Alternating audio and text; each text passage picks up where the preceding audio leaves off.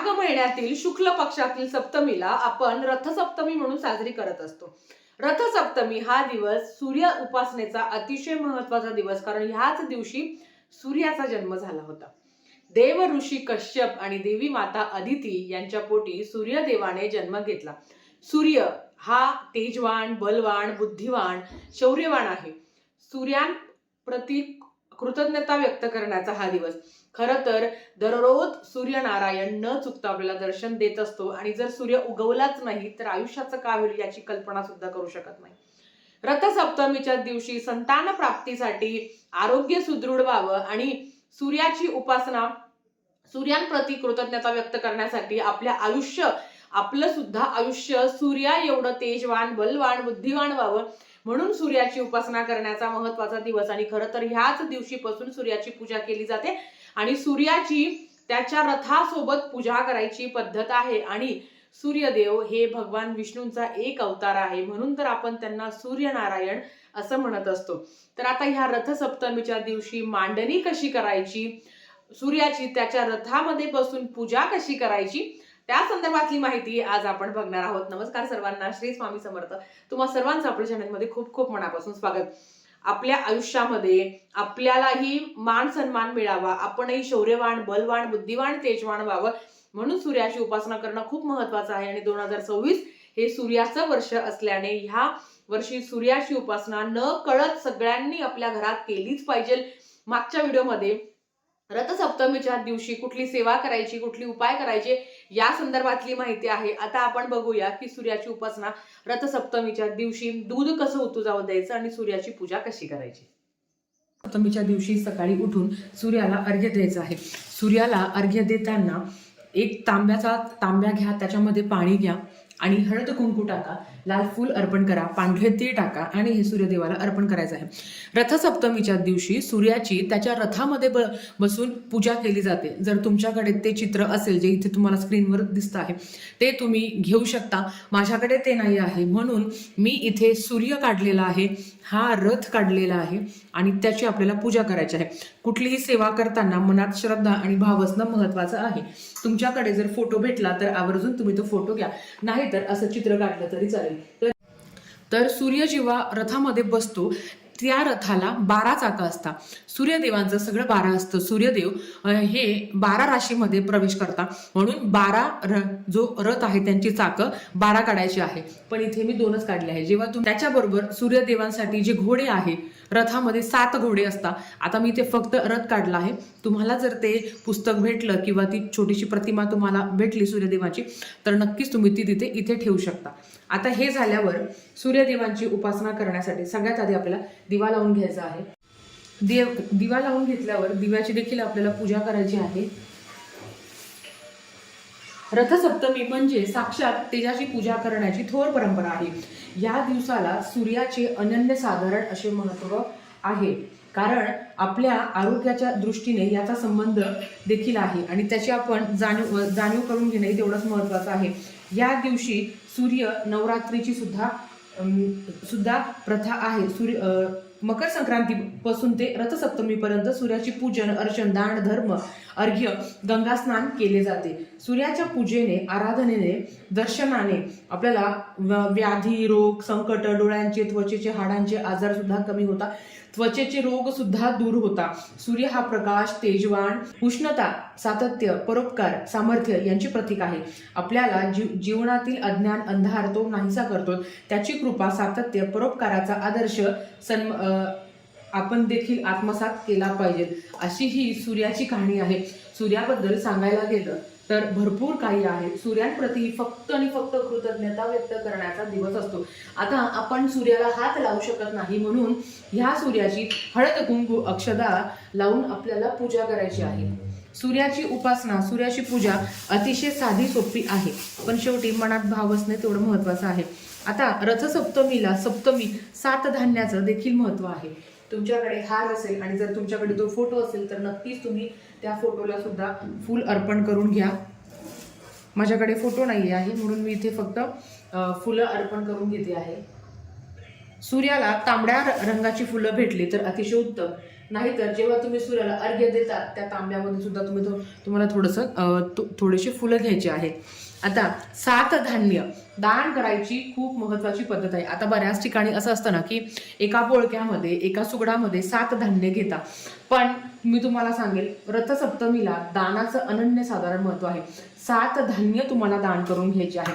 आता हे धान्य म्हणाल तर तुमच्या घरात जे उपलब्ध आहे ते कडधान्य तुम्हाला घ्यायचे आहे.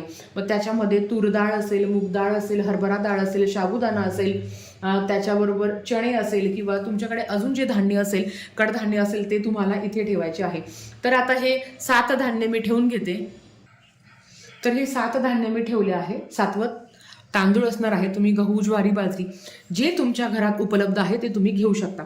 आता या सप्तधान्याची देखील आपल्याला पूजा करायची आहे. हळद, कुंकू, अक्षता लावून. आता रथसप्तमीच्या दिवशी ही पूजा मांडणी करताना ओम गृहिणी सूर्याय नमः ह्या मंत्राचा मंत्र जप करावा. आणि जे काही तुम्ही धान्य इथे ठेवलेले आहे सप्तधान्य, त्याची देखील तुम्हाला हळद, कुंकू, अक्षता लावून पूजा करायची आहे. रथसप्तमीच्या दिवशी सूर्य चालिसा, सूर्य अष्टकम किंवा आदित्य हृदय स्तोत्रम ह्या मंत्राचं तुम्ही मंत्र जप करू शकता, पठण करू शकता. आता हे 7 धान्य आपण इथे ठेवल्यानंतर पूजेच्या ठिकाणी तिळाला खूप जास्त महत्व आहे. 7 धान्य ठेवून 8वं तुम्हाला पांढरी तीळ घ्यायची आहे. ही पांढरी तीळ सुद्धा तुम्हाला ह्या पूजेमध्ये ठेवायची आहे. आता तुम्ही जर सगळे धान्य एकत्र करून ठेवले तरी चालेल, पण हे धान्य आपल्याला दान करायचे असतात म्हणून हे एकत्रित करू नका, कारण दान करतानाही समोरच्याला त्याची अडचण नको व्हायला. तर इथे मी तीळ ठेवली आहे. तर त्या तिळीला सुद्धा हळद, कुंकू, अक्षता लावून त्यांची पूजा केली आहे. आता सूर्यदेवाला आपल्याला नैवेद्य अर्पण करायचा आहे. आता हा नैवेद्य कुठला अर्पण करायचा, तर आपल्याला तुम्ही फक्त दूध आणि साखरेचा नैवेद्य दिला तरी चालेल. तर सर्वप्रथम मंडल काढून घेते आणि नंतर तुम्हाला नैवेद्य अर्पण करायचं आहे. ओम प्राणाय स्वाहा, प्राणाय स्वाहा, व्यानाय स्वाहा, ओम ब्रह्मणे तत्वाय स्वाहा. नैवेद्यम समर्पयामी. या पद्धतीने सूर्यदेवाला मी नैवेद्य अर्पण केला आहे. आता ही झाली पूजा. आता आपल्याला दूध उतू जाऊ द्यायचं आहे. आता दूध कसं उतू जाऊ द्यायचं हेही महत्त्वाचं आहे. आपण जिथे मांडणी करणार आहोत, अर्थात मांडणी तुम्हाला सकाळी करायची आहे, जेव्हा तुम्ही सूर्याला अर्घ्य देता त्याच वेळेत तुम्हाला ही मांडणी करून घ्यायची आहे. आता ज्यांच्या घरात ही प्रथा नाही आहे किंवा आता आमच्याकडे असं नाही केलं जात, तर आम्ही करू शकतो का, तर हो तुम्ही करू शकता. याने वाईट काहीच होणार नाही आहे.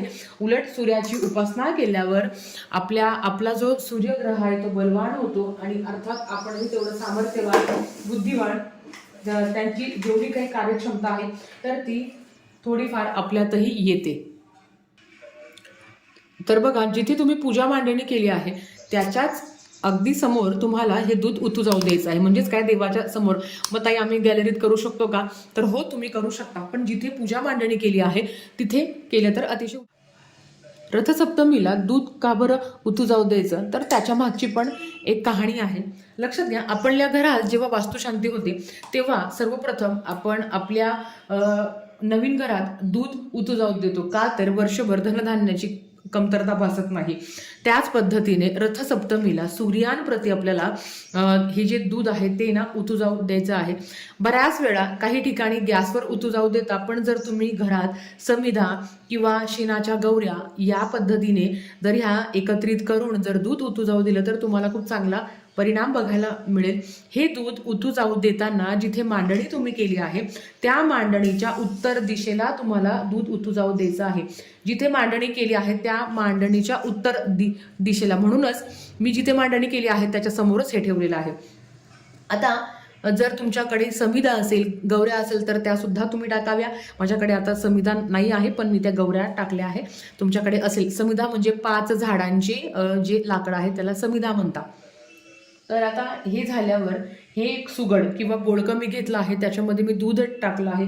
त्या दुधामध्ये तुम्हाला थोडीशी तांदूळ घ्यायचे आहे, तांदूळ टाकायचे आहे. त्याच्याबरोबर पांढरे तीळ टाकायचे आहे तुम्हाला आणि साखर टाकायची आहे. साखर तुम्हाला टाकायची आहे या पद्धतीने. तर आता हे तिन्ही पण जिन्नस एकत्र करायचं आहे आणि हे तुम्हाला इथे या प्रज्वलित केलेल्या अग्नीवर तुम्हाला टाकायचं आहे. सर्वप्रथम मी ह्या अग्नीची देखील पूजा करून घेते. पूजा करून झाल्यावर अग्नीलाही फूल अर्पण करायचं आहे आणि हे जे काही तुम्ही पेटवलं आहे त्याच्यावर तुम्हाला सुगड किंवा बोळके ठेवायचे आहे. आता मी जिथे पूजा मांडणी केली आहे त्याची उत्तर दिशा म्हणजेच माझी इकडची येते. तर मी जेव्हा हे बोळकं ठेवणार तर मी हे उत्तर दिशेलाच तोंड करून ठेवणार की जेणेकरून ते प्रज्वलित होईल आणि जेव्हा दूध उतू जाईल तर हे उत्तर दिशेलाच उतू जाईल या पद्धतीने. आता याला थोडासा टाइम लागेलच उतू जाऊ द्यायला, कारण दूध तापायचं आहे. आता हे उतू जाऊन देऊपर्यंत तुम्हाला सांगते पुढे काय करायचं. ही जी मांडणी तुम्ही करून घेतलेली आहे, हे जे सप्तधान्य आपल्याला दान करायचं आहे, तर हे सप्तधान्य संपूर्ण पूजा झाल्यावर रथसप्तमीच्या दिवशी एखाद्या गरजूला आवर्जून दान करा. सगळे मग त्याच्यात पांढरे तीळ आहे आणि जे काही सप्तधान्य तुम्ही ठेवलेलं आहे सगळं तुम्हाला दान करायचं आहे. जो काही तुम्ही दुधाचा प्रसाद तुम्ही ठेवलेला आहे तर तो प्रसाद तुम्ही घरच्यांना देऊ शकता, तुम्ही स्वतःही ग्रहण करू शकता.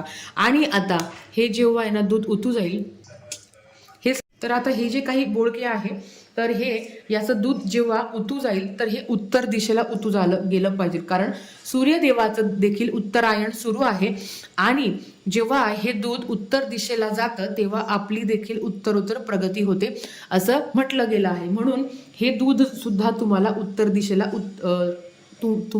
दिशेला उतू जाऊ द्यायचं आहे. तर जेव्हा हे सगळं दूध उतू जातं त्याच्यामध्ये तांदूळ आणि थोडेशा तीळ असतातच, तर याची देखील आपण नंतर गॅसवर शिजवून खीर करावी आणि त्याचा प्रसाद तुम्ही ग्रहण करू शकता. जेवढं उतू जाता येईल तेवढं उतू जाऊ द्यावं आणि उरलेल्या सामानाचं तुम्ही खीर करू शकता. आता हे जे बोळका आहे तर हे तुम्हाला निर्माल्यात टाकायचं आहे. खालच्या ज्या काही समिधा होत्या तर त्या सुद्धा एकत्र करून तुम्हाला निर्माल्यात टाकायच्या आहे. या पद्धतीने आपल्याला सूर्याची उपासना करून आपल्या वास्तूमध्ये दूध उतू जाऊ द्यायचं आहे. रथसप्तमीला जेव्हा दूध उतू जातं तेव्हा आपल्याही घरात भरभराट होते, सुख शांती समाधान आरोग्य प्राप्त होतं. यासाठी ही सुद्धा विधी करायला चुकवू नका. व्हिडिओ बघितल्याबद्दल धन्यवाद.